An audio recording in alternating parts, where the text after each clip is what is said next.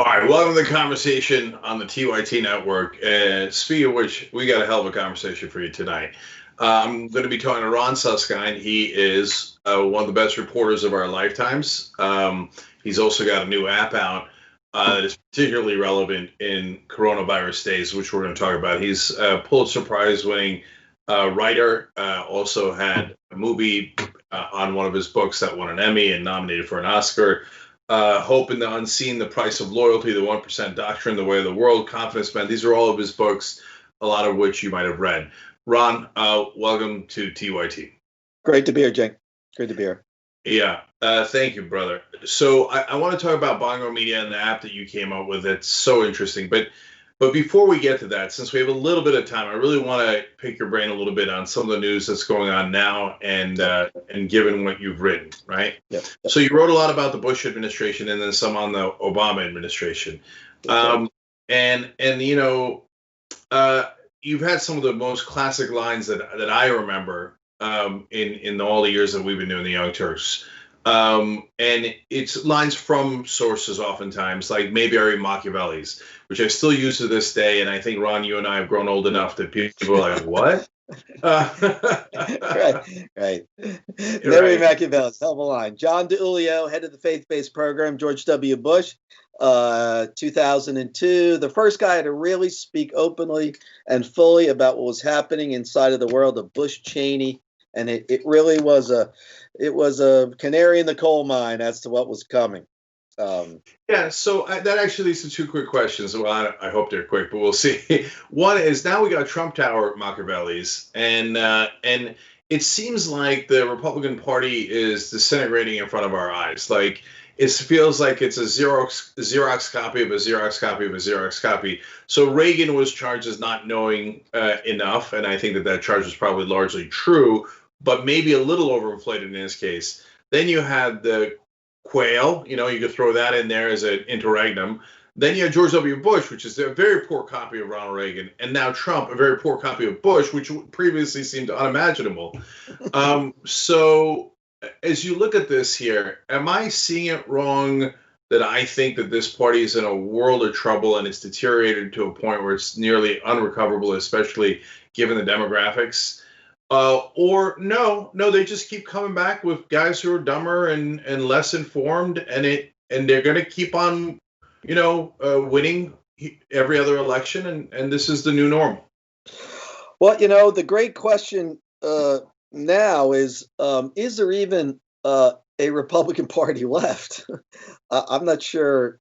The Republican Party I've been writing about for the last couple of decades, much of it just doesn't exist anymore. It morphed. It shifted into a new place. And then it said, now we're the Republican Party. No, we're the Republican Party. And over they went, further and further and further. And I think now you are at a moment where they are at a point of extremis. Will this one hold together? Now, Cenk, what you say, I think, is spot on. We've said this before. I mean, in that piece in 2004 in the New York Times with the reality-based community, that famous line, the lead of it is that there's a civil war in the Republican Party. That's the lead of the story. Well, it took a while for that civil war to come really to blows as it has now.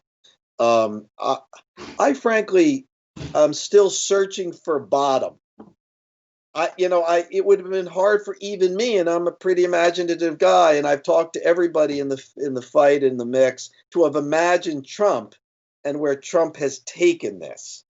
There's really almost not a reality he's even giving any accord or credit to. He's like, I am just inventing this. This is improv. I'm essentially doing improv with the future of the world at stake. And the fact is that you can't take your eyes off me. You don't know what I'm going to say because I don't know what I'm going to say. I'm doing it right now in present tense. And some said from time to time, fellow analyst of this time, is that the only thing that used to happen on television is sports. Trump occurs on television. That's why people, even if they are livid and hateful of him, no matter what, they cannot turn away from the spectacle of what this man is doing. at the center of what has long been and may not much longer be the world's premier democracy. I mean, we are on the fault line now of a place we haven't been before.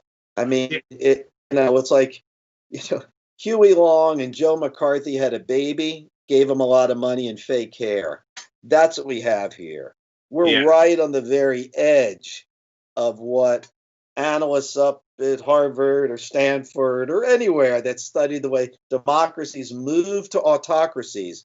They literally were sitting there with the checklist and saying, check, everyone is checked, every box.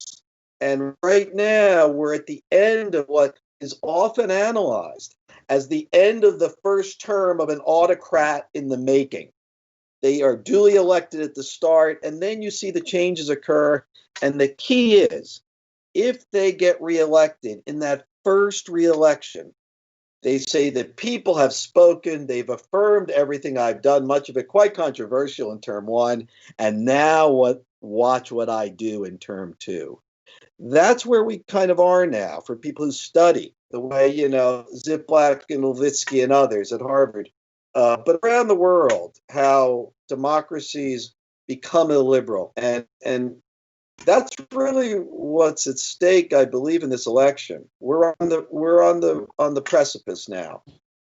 Yeah, and so we went from Karl Rove's line that you reported on. We now know it's Karl Rove. We didn't know back then. Of course. Well, no, we don't know it's Karl Rove, and I have never affirmed the speaker, nor will I. I mean, I protect my sources. Okay. Others have claimed it's Rove, but that's not important. Others have claimed that. Yeah. Yeah. Okay. That line was spoken many times by many people in the White House in that era. I'll just leave it at that. All right, I got you.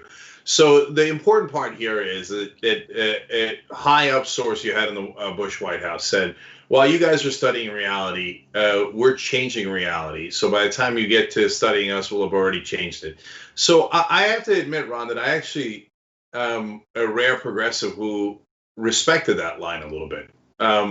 Because, people who act in the world change reality. And I get it, and I'd like to change this reality, that's for sure. And there's a lot that we can do to do that. But now we've developed into, or evolved into, or I guess devolved into, from new reality to no reality. It's an alternative reality that where 2 + 2 = 5, and so we don't acknowledge anything based in the real world. And so, but what's amazing is that the Republican Party, I mean, on Monday, Trump bragged in a Rasmussen poll, which leans heavily towards Republicans. So he's at 42% there. So he's in a world of trouble. If you're at 42% as a Republican on a Rasmussen poll, you're in a world of hurt. But he did brag about how 95% of the Republican voters are still with him. Give or take 5 points. That's been consistent throughout. So in a sense, was the entire media wrong about what the Republican Party is? So there was all this talk of, they're for free trade, they're for all these things that their donors want and that they did as propaganda. But the voters themselves don't seem to care about any of that. And then can you discern what the Republican voter actually does want if they look at Trump and think mission accomplished? I've been trying to figure out the mind of the current Republican voter, especially that core group that supports Trump. Here's what I would offer. What Trump does, particularly adeptly, is he speaks to the bubble over people's heads and to the conversation that occurs under the table, what I call the vast array of the unspoken.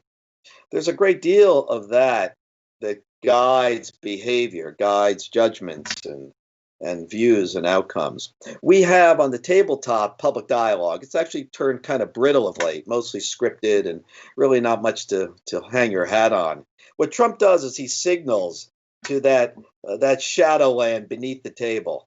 Some people say, I'm not saying, but other people believe. He is quite brilliant at it, at speaking into that sotto voce, that inner voice that often drives people's judgments. Some of it is very, very ugly nativist stuff. Some of it is just a sense of America's declined and let's make it back to the way it was, whatever the devil that means. Some of it is quite emotive. It has nothing to do with reason or fact. It's tapping into basic emotions. And emotions, look, emotions win elections. You know, issues divide, images unite, and often it's images that tap emotions and words that tap into that deep well of how we feel rather than how we think. And that's what Trump relies on. You know, he mocks the rest. He all but mocks it. The idea that people view him as authentic, he lies like he breathes, is, I think, testimony to, in part, what we're talking about. They see him as authentic because he speaks to the real feelings people have that they will not give word to. And I think that's part of what makes him so very dangerous. He's not speaking the same language. Yeah. So at least one more here about politics before we move on to the great work you're doing during coronavirus. You wrote Confidence Man, and that was a book not about Republicans, but about the Obama administration and how Geithner and Summers led Obama in a certain direction, a direction I certainly wouldn't agree with and didn't agree with at the time. So I'm curious if after that book, you felt you lost a little bit of access to power players in Washington or the media. I have no idea, but I know I've talked to Thomas Frank, and when he wrote What's the Matter with Kansas, he was beloved and celebrated. When he wrote a book about what's wrong with the Democratic Party, he fell off the radar. And I was wondering if you had any personal experiences along those lines or no. Not really, actually. You know, what's interesting is that a lot of the folks who were the 120, 150 sources on that book were trying to get a message to Obama in a new way. They still remain sources. It was a tough book. You know, it was a book that was a really heavily reported book on Obama. At the time it came out, there was a big kaboom. But since then, the book has kind of settled into something of an official version on the Obama presidency. You know, what's interesting is that I see the title, though, now. It was used in a kind of careful, tongue-in-cheek way, which is reflected in the book. It's about the nature of confidence, how confidence has become the currency of the realm. Earned, manufactured, willed confidence, though. And it trapped Obama, and it trapped many of people in the administration. Wall Street lives on confidence. Much of the economy lives on confidence. But now you've got an actual confidence man actually in the White House. That's a different animal. And it's interesting because here it was offered in 2011, rather, when that book came out, it was offered as a bit of a wink, as a bit of a confidence, as the coin of the realm, creates certain problems for us. But now we see exactly what those problems can become when you have an actual confidence man running the country and guiding the world. Yeah. But you know what? I actually think there is a connection there. I think that the establishment, as I perceive it, and Summers and Geithner certainly would be a part of that, are more sophisticated confidence men than Donald Trump. Trump is just a blunt instrument. He's just an old school con man, whereas the establishment is much better at this game. That's my take. Well, Cenk, I let you say that. It's I'm delighted to hear such incisiveness. All right. So let's talk about Bongo Media. Yeah. So tell me about how it came about and then what it's doing now. Yeah. So what happened is that I pulled a project together a couple months ago, and it rested on some technology I had started building along with everything else I've been doing for Spectrum folks. My last book, my sixth, was about my son who's autistic and our life over 20 years with him. And we built some technology that was really kind of new. It had a new set of architectures for how you can share video in real time with another person in a very natural way.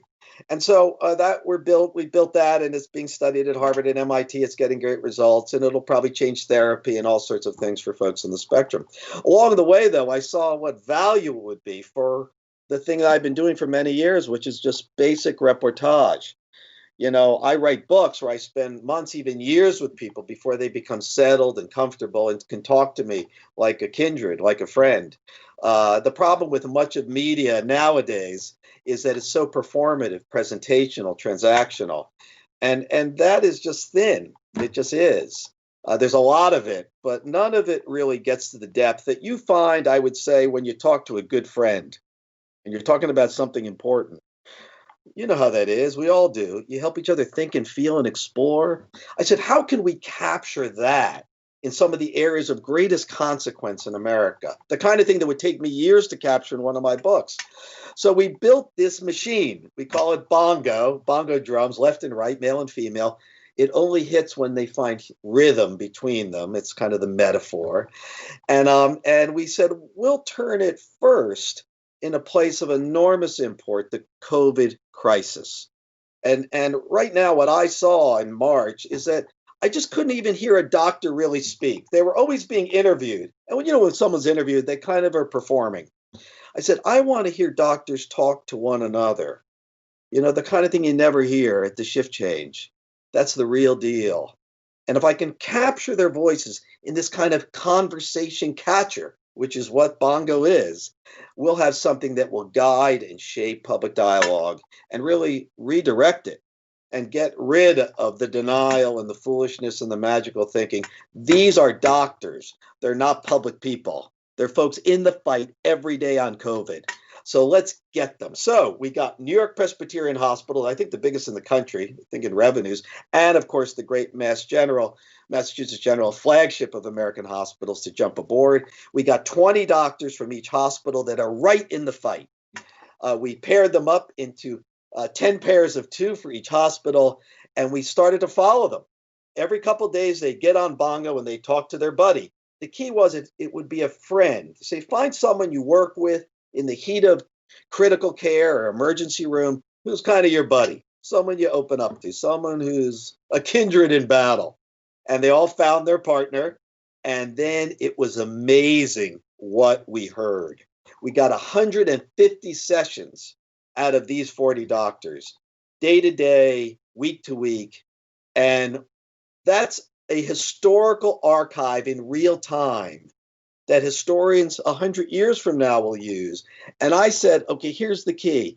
Let's make it a historical archive in present tense, what I call a real-time Shoah. Get it out now so people can hear what the docs are really saying today. And that's what the New York Times put in its 5,000-word piece, with lots of the doctors speaking anonymously. The last thing is really crucial, though, is we anonymize the videos. We have a lot of very smart technical folks with sort of brilliance in coding technologies to anonymize the video. So when you see the video, you hear the voice, you hear the emotion, the tonality, but it's behind a mask. We run all this. We control it. It's not just scattershot stuff thrown up in public. And so you can hear doctors talking privately to one another as to what's really happening. And you can see how quickly they cover so much ground and go so deep. It's a privilege to be in there in this little control room with them. And then you know everything. So that's a new way of shaping public dialogue. It's kind of a combination of journalism as we've known it to what technology can do. And we capture those conversations. Right now, what we're doing, Jack, is we have a website where we're gathering people from across America, doctors in COVID from especially the Southwest, folks involved in protests, National Guardsmen, service workers who feel like they're at risk. They're all coming to Bongo. They're signing up. You leave your name. We get back to you, say, find a friend and start bongoing. We collect the videos. Some will go out morphed and masked. No one will know who it is except you and the other person. Some of them, people say, show my face. We'll put out in public. And I think it's going to be crucial in this next 5 months. So what's the website, Ron? Bongomedia.com. Bongomedia.com. Go there, sign up. We'll get back to you. We got a whole team, and you'll start bongoing with a buddy, and you'll create a new kind of media. So who gets, for the ones that are anonymous, which is the majority, who gets to listen or hear those? Me, me and my team. Mm. You're as anonymous as any off the record source I've ever had. And I've protected hundreds of them through my life. Well, we We just listen talked to you. earlier in the interview. Yeah, we Uh, listen to you, and then we listen to you, and we get back to them and say, okay, look, we think this is amazing. The conversation you had was so authentic because we call it the authenticity machine, Bongo. We'd like to post this. Fine. Would you like your face shown? No, no, keep me anonymous. Just say, let's say I'm a doctor in Boston, not even I'm a doctor at a certain hospital, or I'm a doctor right now in Houston, which is hell at this point. That's New York of the future. right. I'll tell you something else, Cenk. If you want, people, if they go to bongomedia.com right now, you'll see we have a 12-minute video of the two doctors that were in the New York Times who were pictured. All right. That is a new kind of content. What we did was we took several of their sessions, we put it together in a powerful 10-minute piece of video. That's something we will be doing too. For the best pairs who talk about what's most real, authentic, and important in America, we will turn them into this new kind of content and push that out virally. Because in a way, these are the voices we're not hearing, the voices of us. We need them now more than ever. Right. So, Ron, as quickly as we can, what have you learned so far from those conversations about coronavirus that maybe we're not aware of? What we don't understand is that we really are in inning two of a long battle that may go extra innings. We're going to go through many, many chapters here. The fact is that America is going to have to change the way we are to survive this intact. The fact is, I'll just say this flat out: what Bongo loves, distrust. What kills it, trust and unified action. We are so divided right now, the divisions will actually be killing us.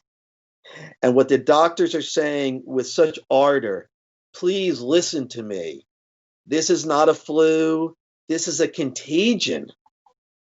And it is merciless and it's transforming all the time. Just get together. If not this, what could bring the country together?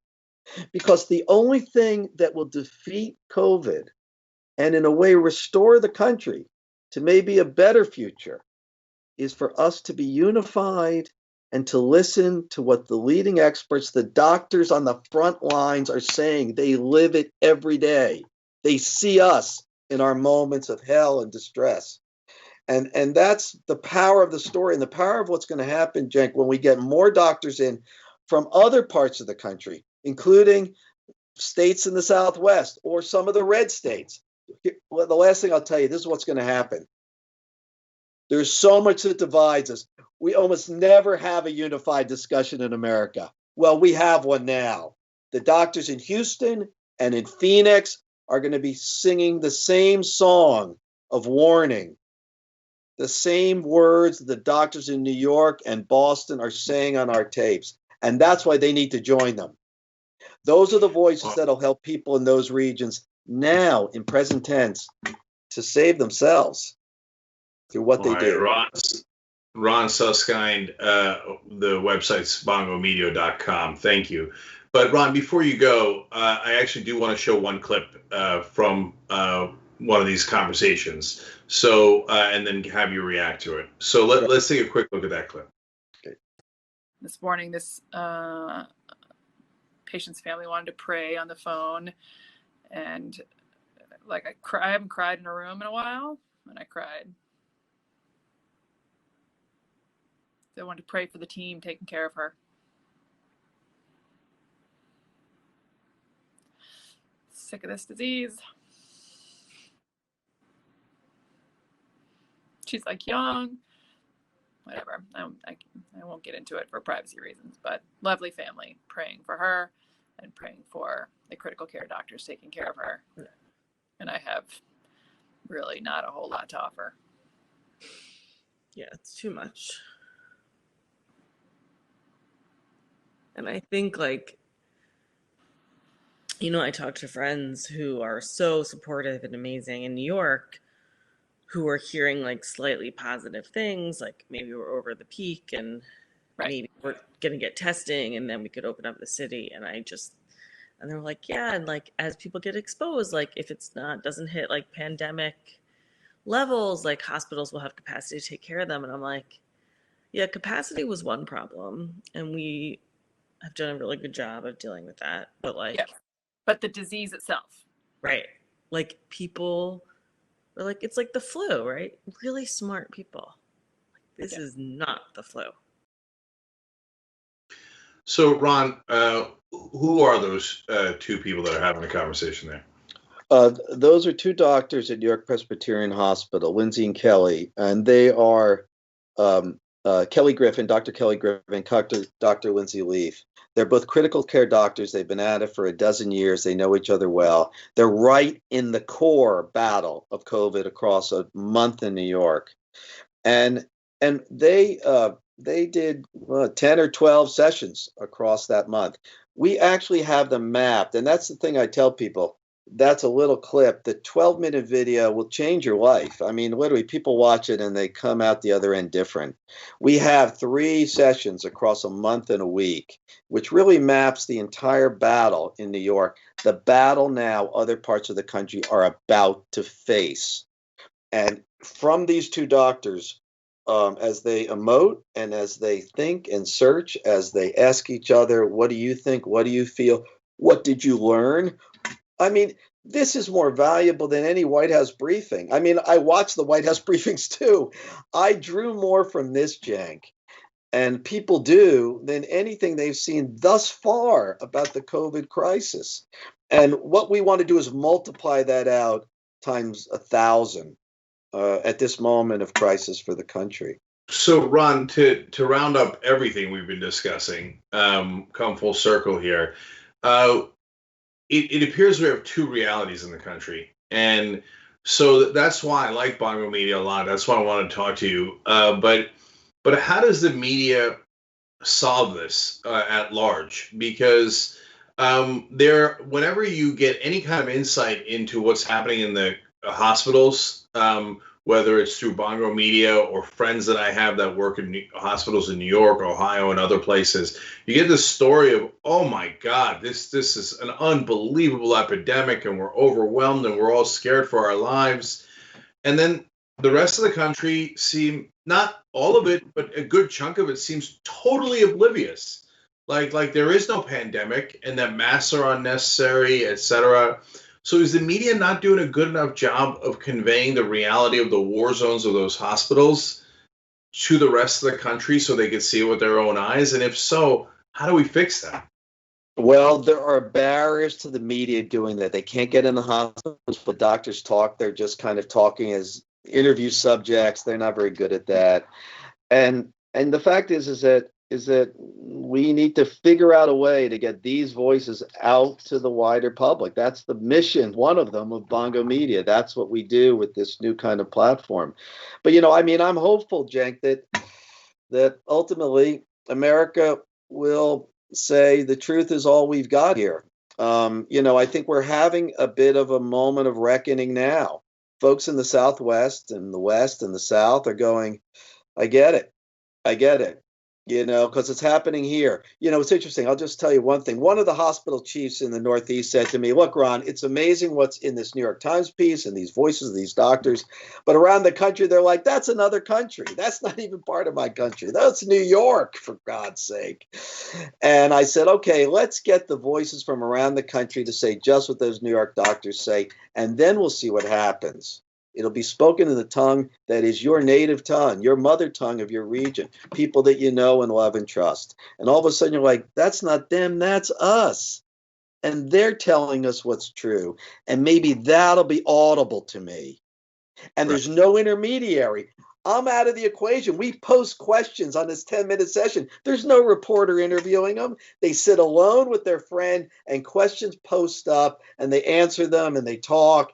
And I'm out of it. The journalist isn't there. It's people talking to each other about what matters most. And that's why these videos are so powerful. And that's why when they go around the country, when we do, you're going to have a different kind of public dialogue at a time of crisis, when we need it most. All right. Pulitzer Prize winning journalist Ron Suskind. BongoMedia.com is the website that we've been talking about. Thank you so much for joining us, Ron. Really appreciate it. Great being with you, Jake. On the go? Don't worry, we got you covered. You can still listen to TYT at our new podcast network. Find us on Apple Podcasts, the Google Play Store, or at tyt.com/podcast.